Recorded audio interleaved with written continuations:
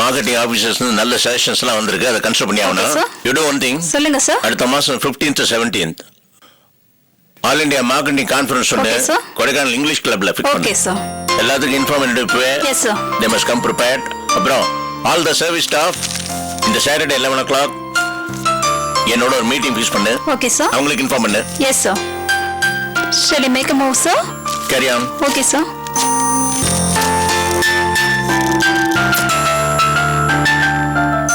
வாமா சாந்தி. Come in. ஏமா அங்கேயே நின்னுட்ட? நேரா வர வேண்டியதானே? நீங்க ஸ்டாஃப்க்கு இன்ஸ்ட்ரக்ஷன் கொடுத்த விதத்தை நான் ரொம்ப கவனமா பார்த்துட்டு இருந்தேன். இதுல நம்ம புதுசா இருக்கு. நீ குயிக்கா வேலையெல்லாம் கத்துக்கிட்ட. ஸ்டாஃப் எல்லாம் நல்லா பழகுறியா? Staff is very happy with you. சொல்லு என்ன விஷயம்? இந்த ஃபோல்டர்ல சிட்டில உள்ள செக்யூரிட்டிஸ் அட்ரஸ், அவங்க பெர்ஃபார்மன்ஸ் பத்தின டீடைல்ஸ் எல்லாம் இருக்கு. நம்ம கம்பெனிக்கு தான் ஏற்கனவே செக்யூரிட்டி இருக்கேம்மா. இது நம்ம கம்பெனில வேலை பார்க்குற பெண்களுக்கு செக்யூரிட்டி தரத்துக்கு தான் மாமா. ஓ. நம்ம கம்பெனில ராத்திரி பகல்னு நேரம் பார்க்காம நூற்றுக்கணக்கான பெண்கள் வேலை பார்க்குறாங்க. நாம அவங்கள பிக்கப் பண்ணி டிராப் பண்றோம்.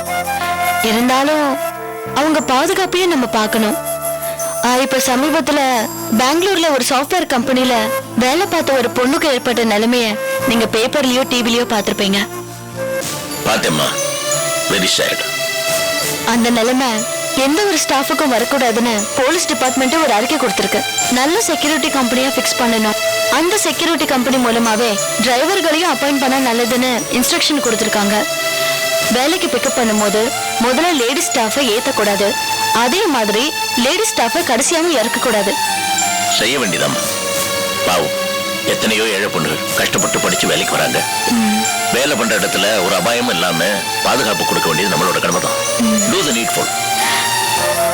இந்த கண்டிஷன்ஸ்க்கு கட்டுப்படுற ஆட்களா நம்ம செக்யூரிட்டிக்கு அப்பாயிண்ட் பண்ணணும்.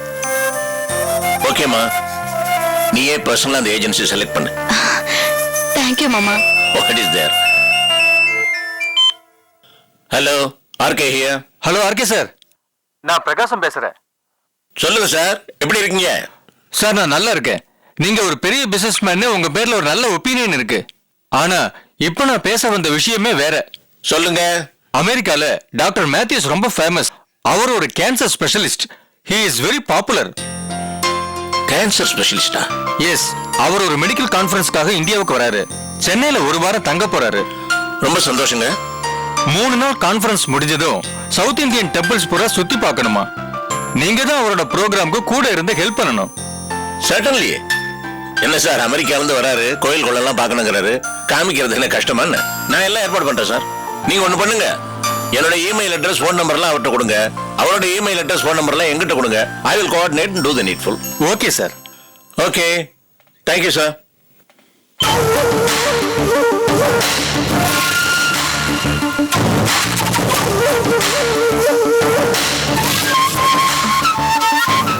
என்ன மாமா யோசிக்கிறீங்க? ஒண்ணு இல்லம்மா, கால் என் ஃப்ரெண்டு கிட்ட இருந்து டாக்டர் மேத்யூஸ்னு ஒரு அமெரிக்கன் கேன்சர் ஸ்பெஷலிஸ்ட் மெடிக்கல் கான்ஃபரன்ஸ்க்காக இங்க வராராம். அதை பத்தி தான் ஃபோன் பண்ணாரு. அவருக்கு டெம்பிள்லாம் பார்க்கறதுக்கு ரொம்ப இன்ட்ரெஸ்டா. நான் வேணும்னா டிராவல்ஸ்க்கு ஃபோன் பண்ணி ஏற்பாடு பண்ணட்டுமா? வேணாம்மா, இதை நான் பாத்துக்கிறேன். அதை விட முக்கியம் ஸ்டாஃப் செக்யூரிட்டிக்காக சொல்லிட்டு இருந்தவர், அதுக்கு வேண்டிய ஏற்பாடுலாம் நீ பண்ணு. ஓகே மாமா.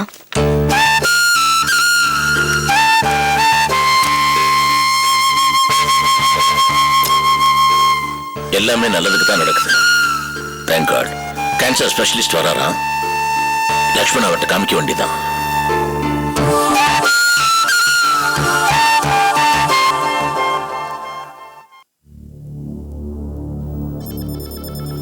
என்னடே மாரிப்பா, நம்மள்ட்ட வட்டி கட்டணும் லிஸ்ட விட கட்டாத லிஸ்ட்ல ஒரு வார்டு இருக்கிற மாதிரிப்பா. பணம் வாங்கும் போது நம்ம கிட்ட நல்ல இருட்டு கடல்ல மாதிரி வாங்கி திங்கிறானுங்க. பணம் கொடுக்கும் போது அவனுக்கு பாவக்கா மாதிரி கசக்குதான் இருக்கு அவனுக்கு.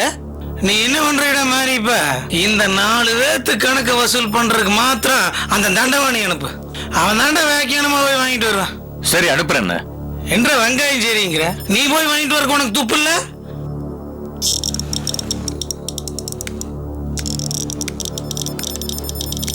அட என்ற வச்சிப்பா. திருப்பூர்ல இருந்து 2 பேர் உங்களை பார்க்க வந்திருக்காங்க. திருப்பூர்ல இருந்து? அவனுக்கு என்ன வேணுமா? உங்ககிட்ட தான் சொல்லணுமா? அது ஒண்ணுமில்லட மாதிரிப்பா. அடுத்த மாசம் சித்திரை மாசம் இல்ல, நம்ம கருப்பராயன் கோயிலுக்கு கெடா வெட்டி பொங்க வைக்கிறதுக்கு நம்மள்ட்ட டொனேஷன் வாங்க வந்திருப்பாங்க. சரி, நீ போய் வர சொல்லு வச்சிப்பா.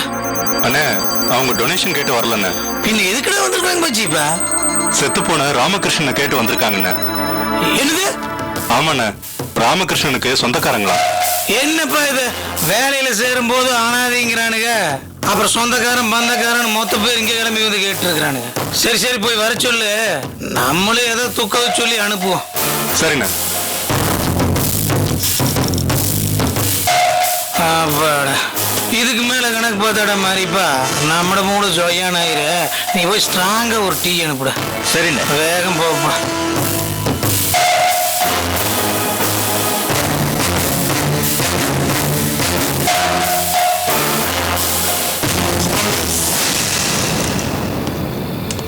வணக்கங்க. வணக்கம்ப்பா. நம்ம எல்லாம் திருப்பூர்காரங்க, நம்மளுக்குள்ள என்ன பார்மாலிட்டி, உட்காருங்கப்பா.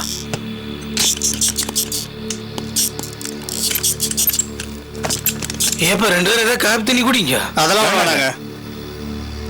ஆமா, திருப்பூர்ல எங்கப்பா இருக்கிறீங்க? குமார் நகர். ஓ, குமார் நகரா?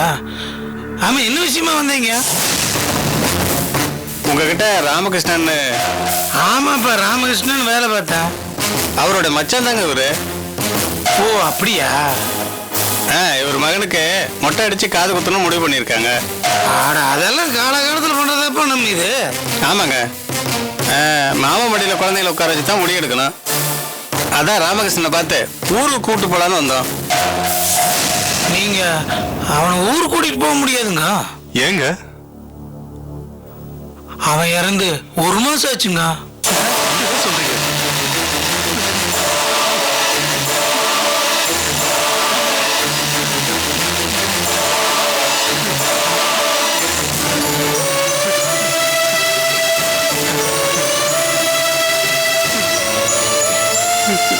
ஆமாப்பா, அவன் ரொம்ப நல்லவன். இங்கதான் சுத்தி இருக்கடா. நான் தான் சோத்தை போட்டு அவனுக்கு செலவுக்கும் கொடுத்து, திடீர்னு அந்த லூசு பையனப்பா. என் மச்சான லூசுன்னு சொல்லாதீங்க, அவன் அறிவாளி தாங்க. சரிங்க சரிங்க. ஒரு நாள் அவன் பொண்டாட்டி பிள்ளைகளை நினைச்சு வசனப்பட்டு கூத்துல உணர்ந்து செத்து போயிட்டாப்பா. தற்கொலை பண்ணிக்கிட்டானா? ஆமாப்பா. எங்களால் நம்ப முடியலையா? ஆட, என்னப்பா, டாக்டரே போஸ்ட்மார்ட்டம் பண்ணி ரிப்போர்ட் எங்கிட்ட கொடுத்துருக்காருங்கிற. அப்படின்னா எங்ககிட்ட ஏங்க சொல்லல? ஏன் சொல்லல? அட, ராமகிருஷ்ணன் அனாதைன்னா அதனாலதான் சரி நம்ம ஊருக்காரனா இருக்கிறான்னு வேலைக்கும் சேர்த்திட்டு கூட பிறந்த பிறப்பா நினைச்சு கூட இருந்து காரியமெல்லாம் பண்ணப்பா. அவன் சாகிறதா இருந்தா எப்போ செத்துருப்பாங்க. பொண்டாட்டி பிள்ளைங்களை பறி கொடுத்தும் இவ்வளவு காலமா உயிரோட இருந்தானே, அவன் தற்கொலை பண்ணிட்டான்னா எங்களால நம்பவே முடியலங்க. நம்பாம எங்களுக்கு இந்த சாவுல சந்தேகம் இருக்குன்னு போலீஸ்ல கம்ப்ளைண்ட் கொடுக்க தான் போறோம். என்னது, போலீஸா? எங்களுக்கு வேற வழி தெரியல. என்னப்பா இவ்வளவு தூரம் சொல்ற நம்பிக்கவே மாட்டேறீங்க? நீங்க சொல்றத பார்த்தா நம்புற மாதிரியே இல்லங்க. அதாங்க எங்களுக்கு சந்தேகமே. அட, என்னப்பா இவ்வளவு தூரம் உண்மை எடுத்து சொல்ற நம்பவே மாட்டேறீங்க? நாங்க போலீஸ் ஸ்டேஷனுக்கு போய்க்கிறோம். ஆமா, நாங்க போலீஸ் ஸ்டேஷனுக்கு போய்க்கிறோம். ஏ பாப்பு,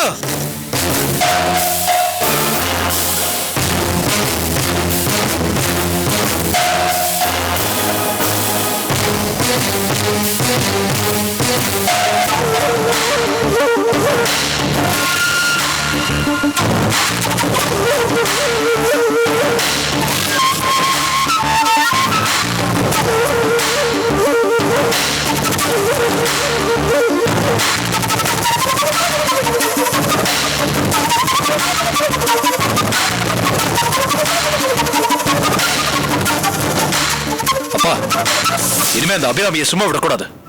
அங்கதான் வந்து மிரட்டினான்னு பார்த்தா இப்ப அம்மாவையும் வந்து மிரட்டிட்டு போயிருக்கா. அன்னைக்கு ரோஹிணி போலீஸ் கம்ப்ளைண்ட் கொடுத்தத பெருசா சொன்னீங்களே, இப்ப என்ன சொல்றீங்க? என்ன பண்ண சொல்ற? அவ ஒரு பைத்தியக்காரி. அவ பைத்தியக்காரி இல்லப்பா, சூன்யக்காரி. நம்ம எல்லாரையும் பைத்தியம் பிடிக்க வச்சிருவா. நான் மட்டும் இங்க இருந்திருந்தா அவளை உள்ளேயே விட்டுருக்க மாட்டேன். இதுக்குதான் நீ இங்கேயே இந்த வீட்லயே இருக்கணும்னு நான் நினைக்கிறேன்.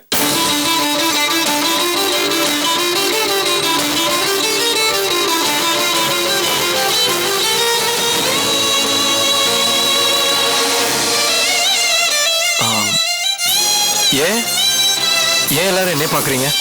நான் என் மனசுல பட்டது தான் நான் சொன்னேன். கார்த்திக் நினைக்கிறதுல தப்பு இல்ல. ஆனா அந்த அபிராமி எதுக்கும் துணிஞ்சவ. அவ எந்த நேரத்துல என்ன செய்வான்னு நம்ம யாருக்குமே தெரியாது. அத்தை இருக்கும்போது ஆம்புலன்ஸ்ல வந்திருக்கா.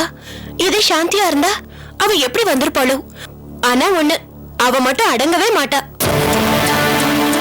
அவ ஒரு பெரிய காட்டாறு மாதிரி ஓடிக்கிட்டு இருக்கா. எத்தனை பெரிய காட்டாரா இருந்தாலும் கடைசியில கடல்ல சங்கமிச்சு தான் ஆகணும். அது மாதிரி அபிராமி ஆட்டம் அடங்கிடும், கவலைப்படாது. அப்பா, நீங்க எது நினைச்சாலும் நடக்கும். ஆனா இது மட்டும் நடக்காதுப்பா. நாய் வாழ நிமித்த முடியாதுப்பா. நிமித்த வேண்டாப்பா, ஆனா வாழை ஒட்ட நெருக்கலாம்ல. அத்தை, ஆமாமா, அவ கொட்டத்தை அடக்க சரியான ஆள் உங்க மாமாதான். என்ன ராஜி சொல்ற? ஆமாங்க, நாங்கெல்லாம் அவ மேல என்னதான் கோவமா இருந்தாலும் உங்க அடி மனசுல அவ திருந்த மாட்டாளான்னு நினைக்கிறீங்க. அதுல தப்பு இல்லைங்க, அது உங்க உயர்ந்த குணம். அவ விஷயத்துல மௌனமா ஒதுங்கி போறீங்க. உங்க மௌனத்தை அவ சாதகமாக்கிக்கிறா. பூனை பண்றது துடுக்கு, அதை அடிச்சா பாவம் பாங்க. ஆனா அந்த அபிராமி விஷயத்துல பாவம் பரிதாபம் எல்லாம் பார்க்கவே கூடாதுங்க.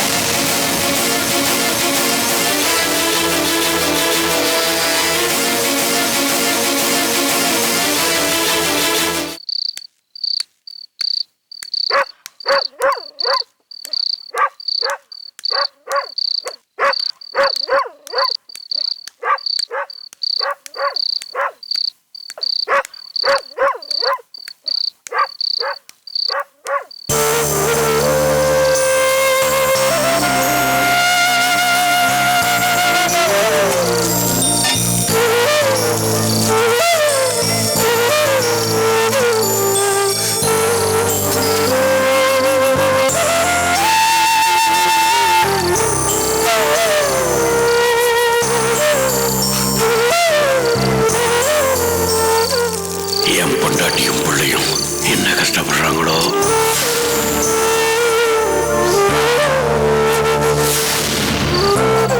அன்னாடு கூலிக்கு வேலை செஞ்சு சம்பாதிக்கிறவங்க கூட பொண்டாட்டி குழந்தைங்களோட சந்தோஷமா சாப்பிடுறாங்க.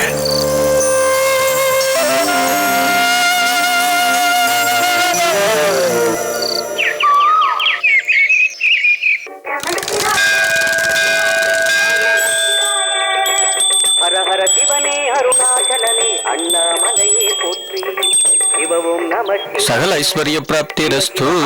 சோணாச்சலனே அண்ணாமலையே போற்றி ஹரவும் நம சிவாய. அனலே நம சிவாயம், அயலே நம சிவாயம், அனலே நம சிவாயம், சாஸ்திரி நம சிவாயம். புலியின் தோலை இடையில் அணிந்த புனித கடலே போற்றி சிவவும் நம சிவாய.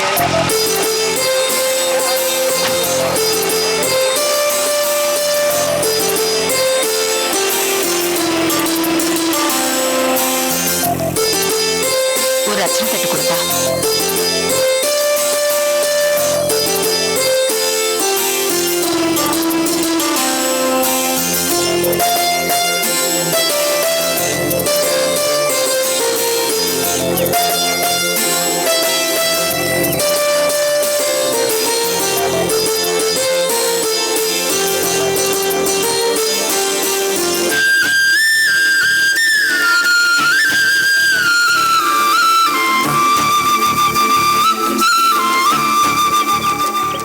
எப்படி இருக்கீங்க?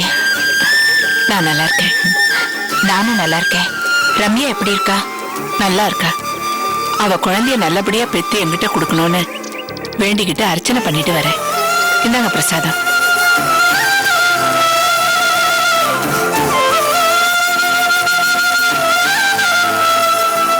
என் பேரனுக்கு உடம்பு சரியில்லை, இப்ப சரியாயிடுச்சு. அதான் கோயிலுக்கு வந்திருக்கேன். வாழ்க்கையில ஒரு பொண்ணுக்கு புருஷன் அமையறதும் பிள்ளைங்க பிறக்கிறதும் கடவுளுடைய அனுகிரகம். அதே மாதிரி மருமக அமையறதும் கடவுளோட அனுகிரகம் தான். இப்ப உங்களே எடுத்துக்கங்களேன். உங்களுக்கு வாச்ச மருமக ரொம்ப நல்லவ. ஆனா எனக்கு வாச்ச மருமக உங்க மருமகளோட அக்காவா இருந்தாலும் 5 விரலும் ஒன்னா இருக்கிறது இல்ல. எல்லாத்தையும் அட்ஜஸ்ட் பண்ணிட்டு போகணுங்கிறது நம்ம விதி.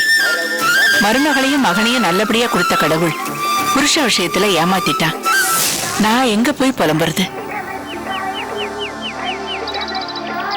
என் மருமக என் மேல காட்டுற பாசத்துல எல்லாத்தையும் நான் மறந்துருக்கேன்.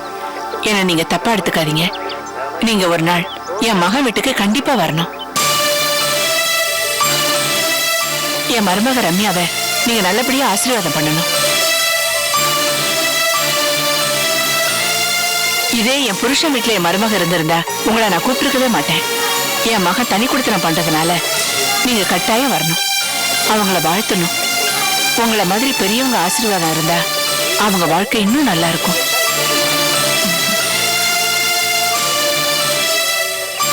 நான் பொதுவா யார் மேலேயும் கோவப்பட மாட்டேன். யாராவது ஏதாவது செஞ்சா அது அவங்களோட குணம்னு விட்டுடுவேன். அப்படிப்பட்ட என்னையே கோவப்பட வச்சவா அபிராமி. ரம்யா அபிராமியோட தங்கச்சியா இருந்தாலும் நான் என்னைக்கு அவளை வெறுத்ததே இல்லை. உங்க குணத்துக்கும் உங்க பெருந்தன்மைக்கும் மதிப்பு கொடுத்து நான் நிச்சயமா உங்க மருமகளை வாழ்த்த வருவேன். ரொம்ப நன்றிங்க. அப்ப நான் வரட்டுங்களா?